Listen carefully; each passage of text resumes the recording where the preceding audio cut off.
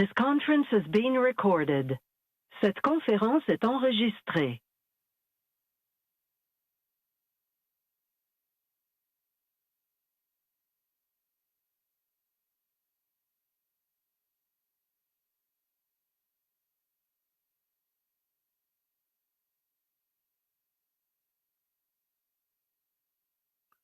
Good afternoon, everyone. Bonjour, mesdames et messieurs. My name is Madeleine Gomery, and I am the press secretary for Minister Blair. C'est un plaisir pour moi d'être ici avec vous aujourd'hui.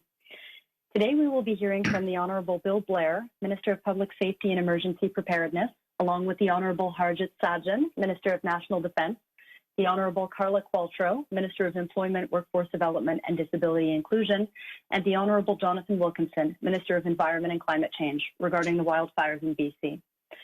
Aujourd'hui, les ministres Blair, Sajjan, Qualtrough et Wilkinson tiendront un point de presse concernant les feux de forêt en Colombie-Britannique. Nous entendrons d'abord des brèves allocutions de chacun des ministres qui seront suivies d'une période de questions et de réponses. Remarks from each of the four ministers will be followed by a Q&A session. So without further preamble, please join me in welcoming the Honorable Bill Blair, Minister of Public Safety and Emergency Preparedness, to say a few words. Thank you very much, Madeleine, and good evening, everyone. Thank you very much for joining us this evening. I'd like to begin by acknowledging that I am speaking to you from the traditional territory of the Mississauga and Anishinaabe. I know that all Canadians share our deepest sympathies with all those who have been displaced and affected by the wildfires occurring in British Columbia. Around the world, many have expressed their shock at the devastating destruction of the town of Lytton, in particular, from a wildfire estimated at 6,500 hectares in size. Over 1,000 people have now been evacuated from the area, as has the Lytton First Nation. There have been significant damage to rail, highway, and hydro infrastructure. The dry conditions and the extreme heat in British Columbia are unprecedented, and we know that we can expect the situation to develop further. We also know that the province of British Columbia and many others are well equipped and expert at dealing with events such as these. Today, we want to express our steadfast commitment of the Government of Canada to provide all and any supports required by the people of British Columbia. There have been outstanding and extensive collaboration and cooperations between the two levels of government. Premier Horgan has met with the Prime Minister recently, as have I and Minister Sajjan meeting with our counterpart, Minister Farnworth. We have been discussing the situation and how the Government of Canada can collaborate, cooperate, and support the Government of British Columbia. Our officials are working together side by side, and discussions with First Nations communities are ongoing and essential as well. During times of emergency, Indigenous Services Canada officials work closely with Emergency Management BC and affected First Nations to ensure that First Nations communities are supported and know where to seek assistance. Indigenous Services Canada provides coordination of all First Nations with our resource partners. ISC maintains a service agreement with Emergency Management British Columbia to support on-reserve emergency management, and they will also be responsible for supporting our response and recovery funding to affected First Nations. The emergency management team in British Columbia is truly world-class. They continue to do everything possible to keep the public safe. And to be sure, these wildfires show that we are in the earliest stages of what promises to be a long and challenging summer.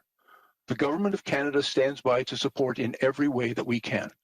Our Government Operations Centre, or GOC, has dedicated staff working to coordinate a federal response wherever it is needed.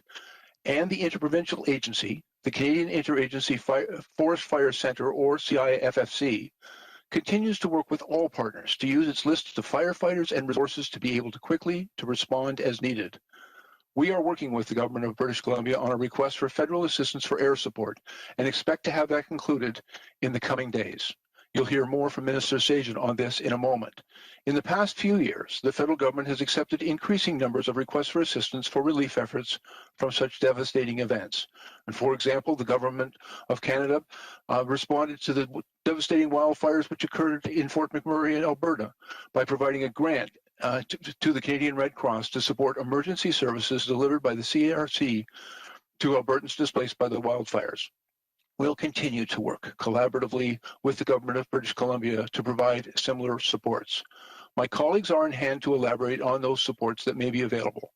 We continue to work with all partners, federal, provincial, and territorial, along with non-governmental organizations to ensure the best possible response to the 2021 wildfire season. All this work is fully integrated and informed by our COVID-19 efforts. Canadians can rest assured that there are strong federal, provincial, territorial mechanisms in place to ensure that we work together to help ensure the safety of all Canadians. And on behalf of all Canadians, I'd like to thank the provincial emergency management officials, our local volunteers, law enforcement, and all those who are working diligently to keep everyone safe. Thank you, and I'll now turn the conference over to my colleague, Mr. Sajjan. Thank you, Mr. Blair.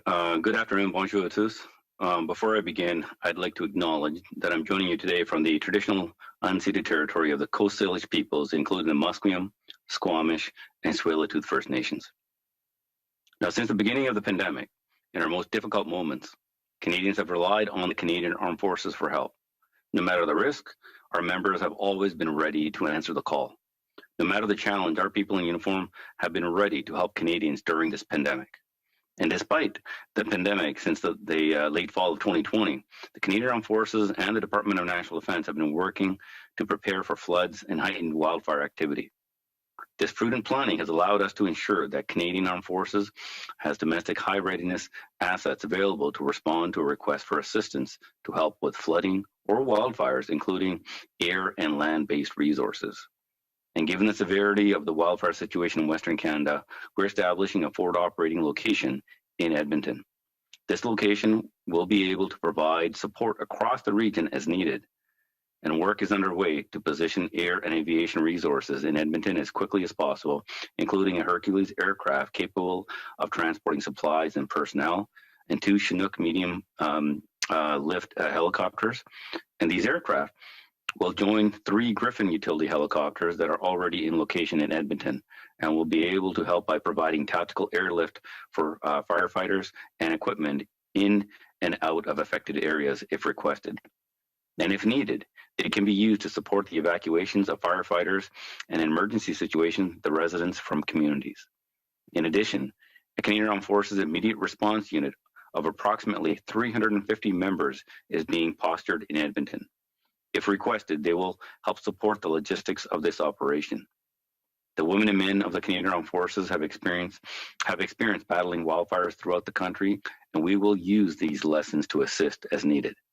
And that includes our Reserve and Canadian Ranger members who have strong ties with their communities, including Indigenous communities.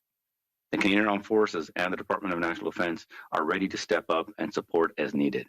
No matter the challenge, our members in uniform put Canadians' needs, health, and well-being ahead of their own, and they always do. I would like to thank them for their service. Merci pour votre service. Merci beaucoup. Thank you for your service. Hello, everyone. I'll go next. I'd like to say that I'm joining you today from the traditional territory of the Tsawwassen and Musqueam First Nations. I want to begin by echoing my colleagues and saying that our thoughts are with all British Columbians and Canadians affected by the recent heat wave and these devastating wildfires. For well over a year, we've seen Canadians, British Columbians, come together time and time again to support each other, and today is no different.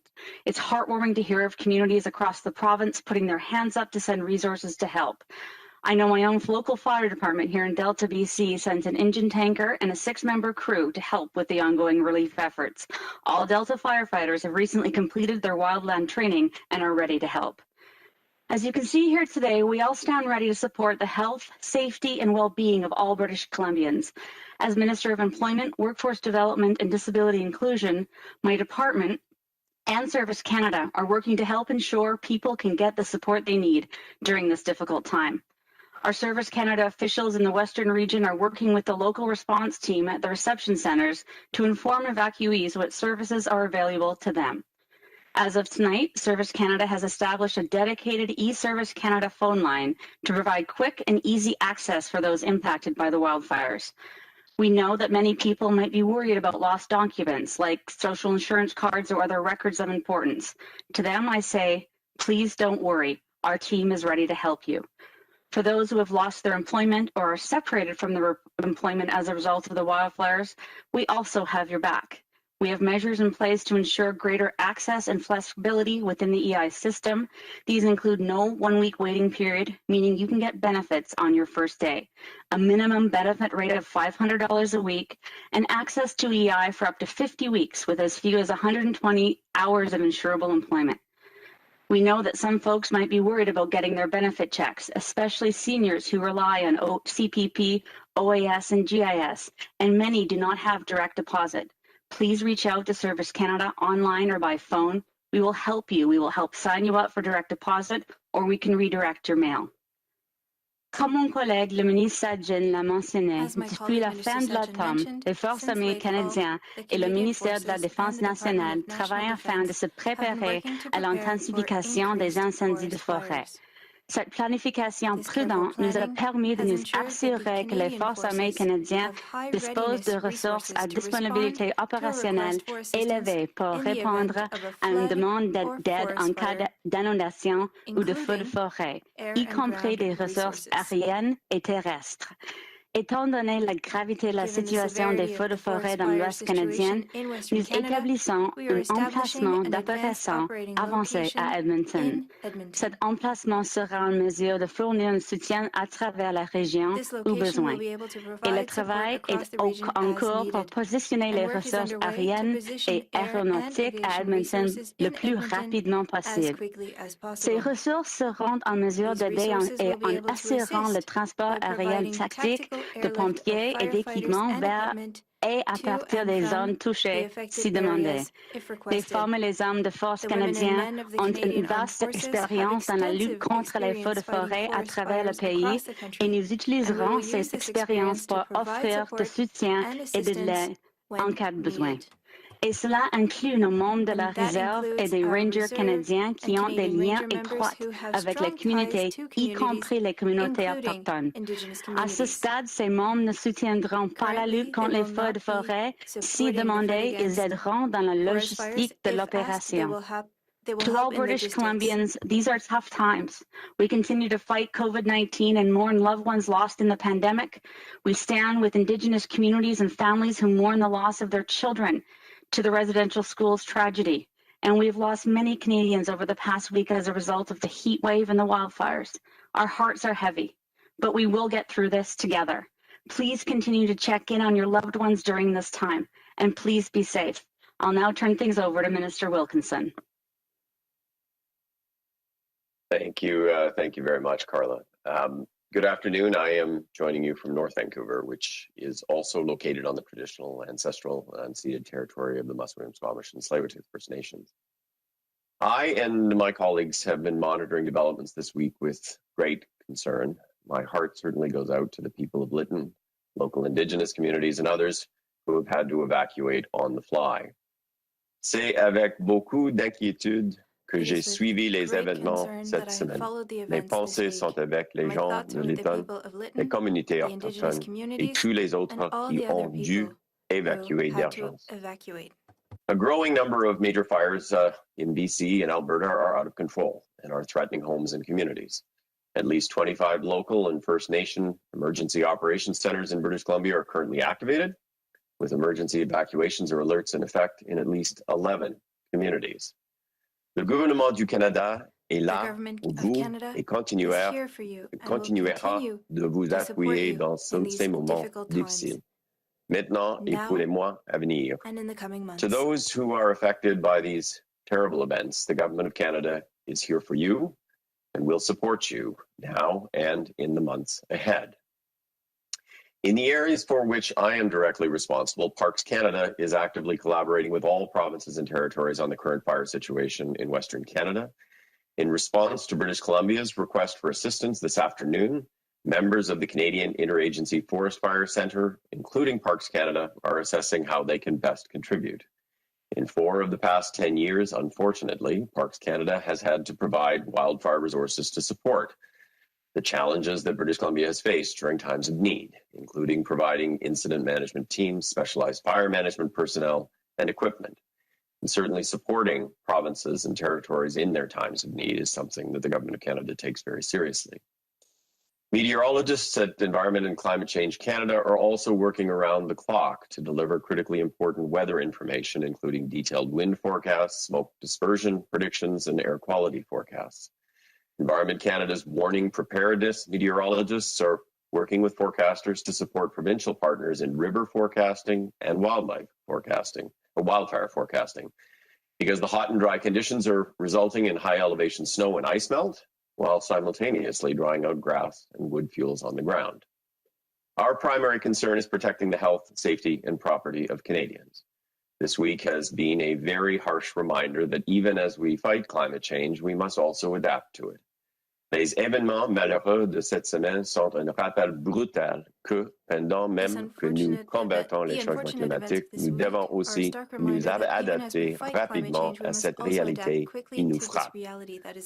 Your federal government is working collaboratively with provincial, territorial, Indigenous, municipal, and international partners. We are doing this to build resilience so that our communities and our economy are better prepared to adapt to the impacts of a changing climate. Certainly, climate models have indicated the increased frequency and intensity of extreme weather events, and this is exactly why we need to both aggressively and urgently tackle climate change, but also we need to invest in resilience. The cost of damages from these wildfires, floods, and droughts is also rising, which is why prevention is critically important and cost-effective. Mais aujourd'hui, nous devons concentrer nos efforts sur l'urgence de la situation présente. Notre priorité est de protéger les gens et d'assurer leur sécurité en tout temps. But today, we have to concentrate with urgency on the situation that is facing us, and our priority must be the protection of our citizens. During these times, please be safe and exercise extreme caution with any open flames. And now I will turn it back to our moderator. Thank you, Minister Wilkinson. Nous allons passer maintenant à la période des questions. Thank you. We're now going to move to the question period. I would ask that you please limit yourself to one question and one follow-up. Please begin your question by identifying yourself and naming the media outlet you represent. Veuillez commencer votre question en vous identifiant et en nommant l'organisme de presse que vous représentez. Vous aurez droit à une question et à un suivi. Operator, could we please get a first question on the line? Certainly. Mesdames et messieurs, ladies and gentlemen, s'il vous plaît, appuyez sur l'étoile maintenant pour poser une question. Please press star one at this time if you have a question. The first question is from Mackenzie Gray at CTV News. À vous la parole. Please go ahead. Hi, my first question is for Minister Sajjan. I just want to clarify, Minister, from your remarks, you outlined helicopters and 350 Canadian Forces personnel that are going to be in Edmonton. Has the BC government not requested the help of the Canadian Armed Forces yet? I'll let Minister Blair talk about the actual official request. But myself and Minister Blair have been in direct communication with Minister Farnworth and monitoring the situation very closely. And as the experts on the ground are assessing and making the decisions of where resources needed to go, we decided to pre-position the air assets. We knew based on our previous experience on the wildfires that logistical support is needed, and our discussions with Minister Farnworth that air assets were needed. Hence the reason why we have moved some additional helicopter, the Chinook aircraft that we've used in the past, and also the transport aircraft. That'll help move resources around because the situation right now is extremely fluid with the various fires that are taking place in different areas. This provides a lot of flexibility. So what we want to do is increase that flexibility for the decision makers on the ground. In addition, even though ground personnel are not needed at this time because they have the expertise to be able to fight the fires, we do have additional personnel ready to provide support if needed.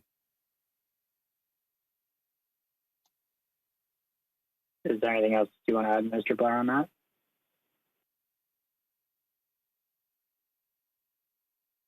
Sorry, you're on mute, Bill. And acknowledging how important it is that all orders of government work collaboratively together. And that I wanted to assure you, Mackenzie, and the people of British Columbia that certainly in our work with the BC government, between the Premier and the Prime Minister, between Minister Farnworth, myself, and Minister Sajjan, we actually began these conversations about preparing for what we anticipated was going to be an elevated risk fire season in British Columbia, and certainly the events of the past week, particularly with the extreme heat event that was taking place in British Columbia. Our officials have been working together almost around the clock, right from like the very beginning of late last week and earlier this week, in preparation for what we knew could be a very challenging time. There are discussions going on between the government on how the federal government can respond and support the British Columbia government. Our consultation between my officials, in particular at Public Safety and the Emergency Management BC, is as I say, that those discussions have been going on for some time. We know that it takes time to mobilize resources. Mr. Sajjan, in anticipation of that, began days ago to mobilize his resources to make sure that whatever BC needs, we're able to respond quickly and immediately. There are discussions currently about what form a request for assistance can take right now, given the situation that currently exists. We also know that we are potentially at the beginning of what could be a long and challenging fire season, and so that collaboration and coordination between our two orders of government and the First Nations across Canada is also critically important. And so that work has begun several weeks ago in anticipation. Actually, that collaboration exists all the time, but we've been working diligently in preparation for an unanticipated challenging fire season, and that work is now resulting in the movement of material, personnel, in response to any requirement that the BC indicates that they have.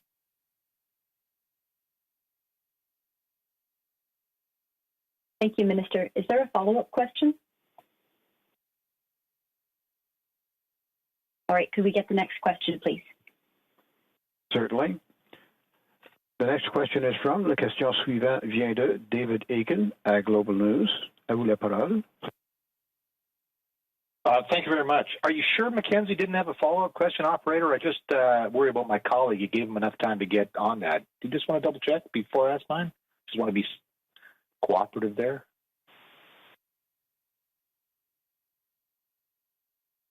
Operator, did you hear me? Yes, sir. His phone line has been returned to the conference. If you have a follow-up question, I would ask him to dial star 1. Okay, my apologies. And Minister, sorry, thank you for your patience on that brief hiccup there. It's the tricky part here. I have a question. I think this is probably best put to Minister Blair.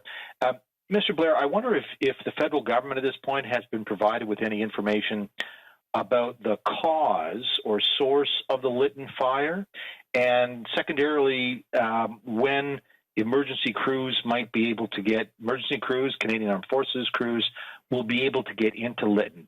Can you give us any information on that at this point? Yeah, I can give you the update that's been provided. I will tell you as well, the RCMP, and I've had conversations with them earlier today, are very much involved in an investigation into the circumstances of that fire. The information that I've gotten is an update, David, with respect to what's going on there. I'm advised that personnel are working on the northwest flank to secure the community, and ground crews and air support continue to work the incident. As well, we are aware that there are reported injuries and unconfirmed at this point in time 2 potential fatalities. This is being investigated by the BC Coroner's Office, and RCMP investigators are in the area and conducting that investigation. I'm advised that currently the British Columbia officials are working closely with the Lytton Fire Brigade to deal with the situation there. Communications and critical infrastructure remain closed around Lytton. Self-service has been restored to the area, and technicians are working with the RCMP for the restoration of telecommunication services 911 in the area as well.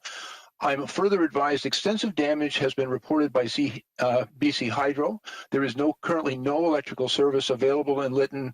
We also know that there has been fairly significant damage to CPC and rail lines. They're possibly damaged. We're working with them. Transport Canada is working with them, as well as Emergency Services BC, who are working together on shared tracks and response coordination.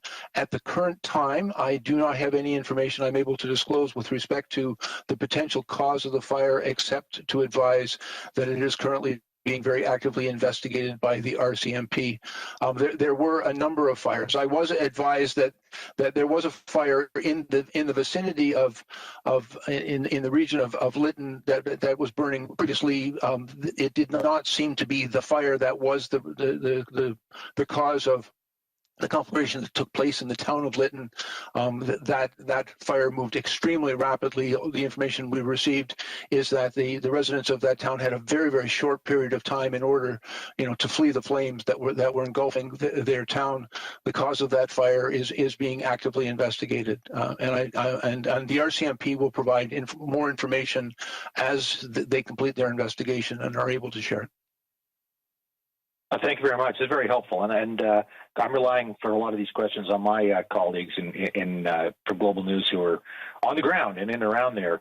So let me just ask this follow-up then, again, recognizing that we do not yet know the source, but there has been some discussion, I guess, or people are suggesting that possibly a source may have been a train that moved through the area, possible sparks from a train on a wheel. So I'm wondering if this has come up, if you've discussed this with your Transport Canada colleagues, that as a preventative measure right now through much of this area in BC that is experiencing this extreme heat, whether or not trains are on some sort of restrictions or bans in terms of traveling through some of these heat areas, given that a train could spark a fire. Are there any restrictions or considerations or restrictions to train travel through this part of British Columbia? Yeah, thank you very much, David. And it's an important question, and I want to be very clear. I'm not able to confirm the source of the fire that took place in Lytton, but we are investigating all possibilities. We've also, I don't want to speculate on this cause, but I did have a conversation earlier today with the Minister of Transport, Minister Alghabra. We talked about, the potential that the movement of rail traffic through these very dry and potentially dangerous regions could have, and Transport Canada is now working with BC officials and the rail companies to address concerns that have been raised. I'm sure the Minister of Transport will have more to say on that in the coming days, but the concern has been identified, not in particular to the Lytton fire, but rather we know that there may be some circumstances where there could be a number of causes of the fire. I think it's very important for everyone to recognize that the conditions right now in British Columbia, after very dry conditions, the unprecedented heat emergency that took place in the province and is now moving towards the east into Alberta and Saskatchewan, does create conditions with an elevated concern about the potential for wildfire, and so we're looking at every possible way in which we can keep Canadians safe. Thank you very much. Thank you. Merci. La question suivante vient de James Keller at Le Globe and Mail. À vous la parole. Please go ahead. Hi there. For the Defense Minister, can you tell us how much could you send? I mean, you're talking about, I think, a total of 6 aircraft, but if the situation deteriorates, how much resources do the armed forces have to devote to this?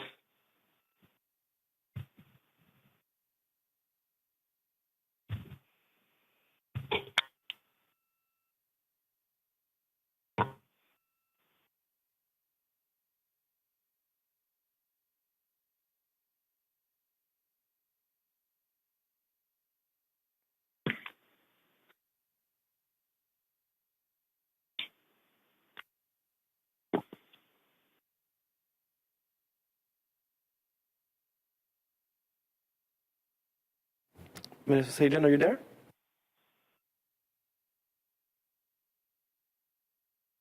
Sorry, I was on mute there. We will provide as many resources that are absolutely necessary for this. BC has substantial resources for fighting fires, and what we Canadian Armed Forces do is actually supplement that. And what's anticipated for on the request is what we're already putting in place based on the experience that we've had in the past. If more are needed, we will move additional support as necessary. That's something that we will always do. We have additional personnel. Right now, we have the immediate response unit that's made up of 350 personnel. Plus, we have it across the country, these immediate response units. We also have the reserves that can be called up as well. And what we want to do is absolutely give confidence to British Columbians and Canadians across the country that regardless of disaster, the Canadian Armed Forces will be there for them. We anticipated early on that if we were in a pandemic to having to deal with flood situation and fires, what we do. So working very closely with our public safety colleagues and the provinces and territories, we have already rehearsed this. So this is what we're executing now. So we'll make sure that all the necessary resources will be there for if requested. And a follow-up. So when will all of this be ready to roll? And again, if this is something that we were anticipating, particularly in light of the weather over the past week, why weren't these things in place by now? So first of all, when it comes to the actual response with the Canadian Armed Forces, we don't work independently. Every province has an emergency response center that responds as Minister Blair has outlined.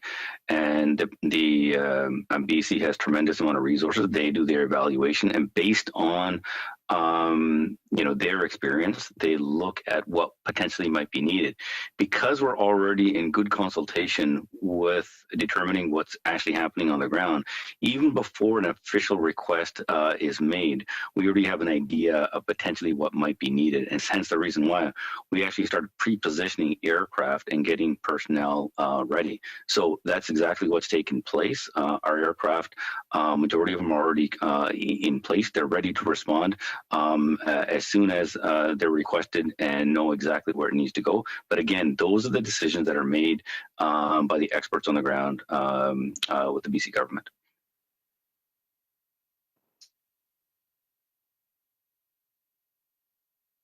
Thank you. Was there a follow-up question? No, that's good. Thank you. Wonderful. Thank you. Next question, please. Thank you. Once again, ladies and gentlemen, please press star 1 if you have a question at this time. De nouveau, appuyez sur étoile 1 si vous avez une question. Et la prochaine question vient de, the next question is from Mackenzie Gray at CTV News. À vous la parole. Your line is now open. Hi, thanks for getting my follow-up question in. Minister Blair, just to go back to your answer that you gave me previously, you spoke about how you knew this was coming and you were planning for many weeks. Respectfully, the BC coroner came out today and said that over 700 people died this week based on the heat waves. Why was the federal government not working with the BC government earlier to make sure that there were things in place to make sure that this number of deaths would not happen? Yeah, thanks very much for the question.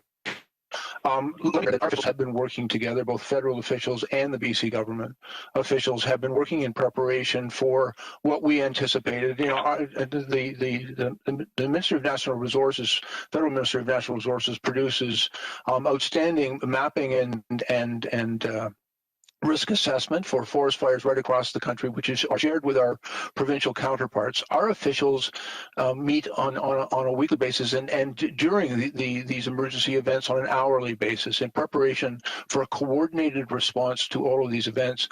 Mackenzie, you made reference to the heat event which began earlier this week. I can tell you, first of all, that event was, of course, unprecedented, with average daily temperatures in excess of 14 degrees Celsius above the norm. And it is, as I said, without precedent. But right from the outset, in the forecast of that heat event, our officials began working very closely together. I met with virtually a number of times with Minister Farnworth and ensured that a close coordination between our officials in preparation, first of all, for the heat event. And we also anticipated that the high temperatures and the dry conditions could also significantly elevate the risk of wildfire in British Columbia and other affected regions.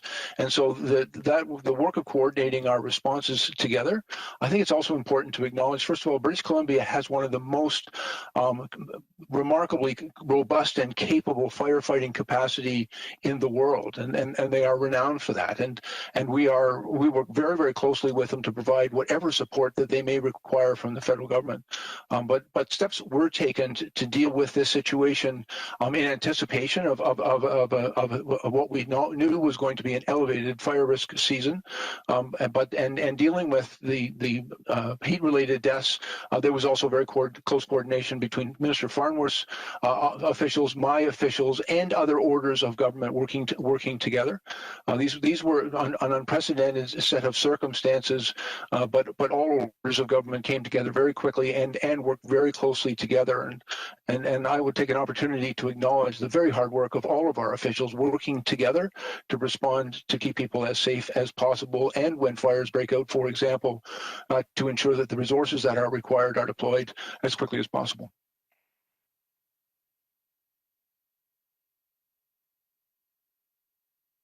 Thank you very much. We have time for one more question. Thank you. Merci. The last question is from, la dernière question vient de David Aiken à Global News. À vous la parole. Please go ahead.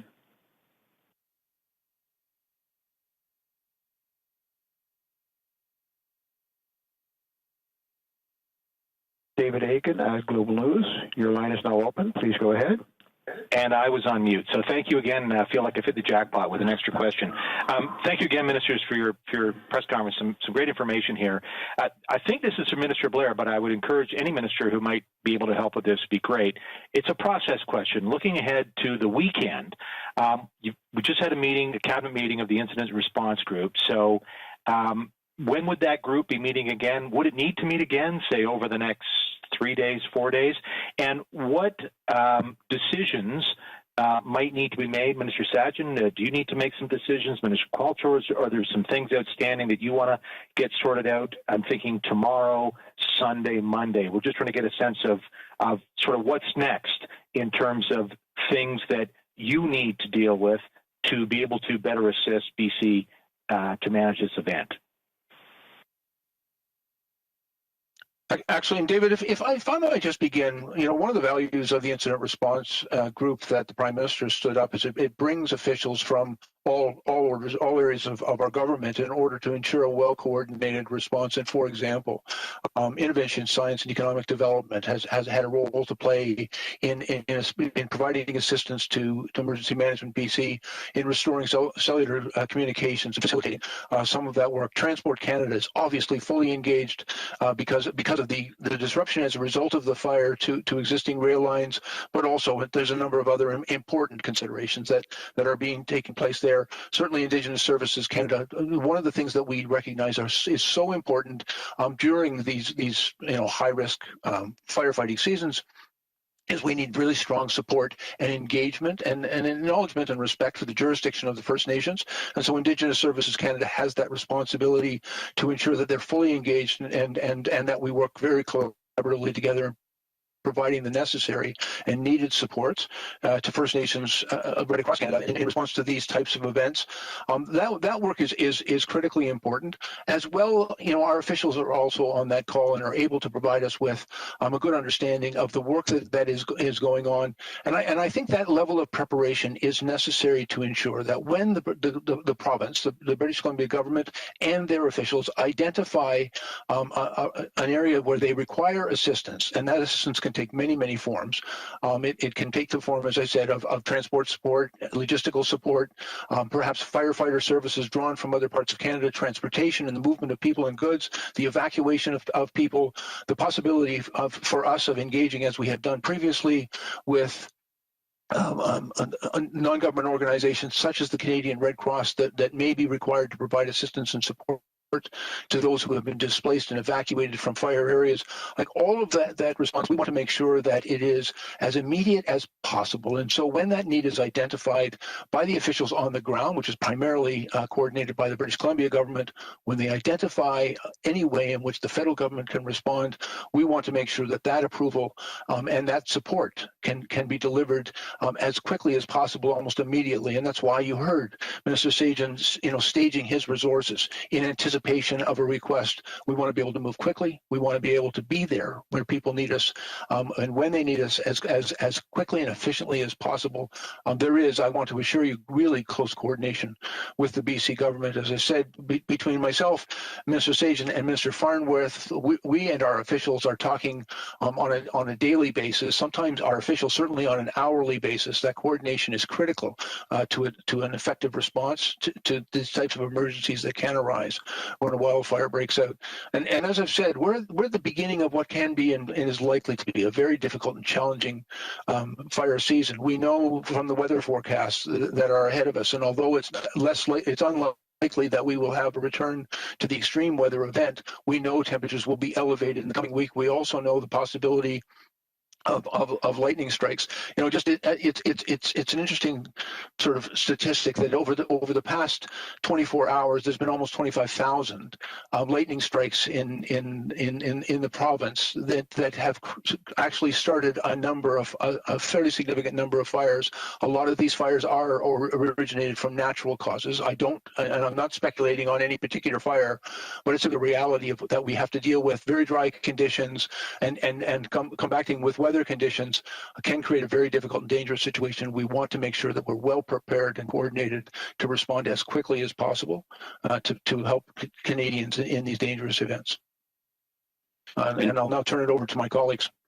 And David, I just want to add to what Mr. Blair said, is when it comes to the response and our role, it's very important that once the work that once the resources are allocated, the incident commanders on the ground from the BC government work very closely with our military commanders.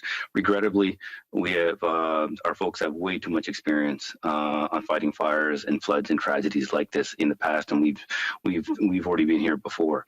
But because of those lessons, they know how to work very effectively. So the resources are there. If more are required, it's literally these authorizations are done sometimes within just minutes, and that's how quickly we will operate.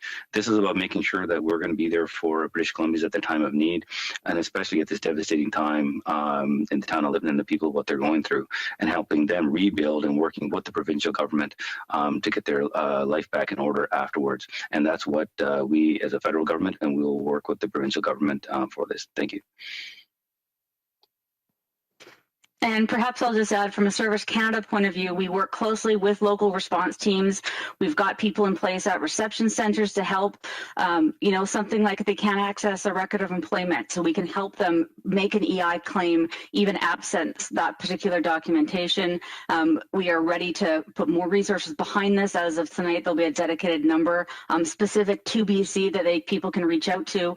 We're going to track people down. We want to make sure people who are anticipating getting checks can give us an alternate delivery method, or perhaps sign them up for direct deposit. These are very important details that people are worrying about in these times, and we will continue to be there for them, no matter how we possibly can, to make things a little easier in these really tough times.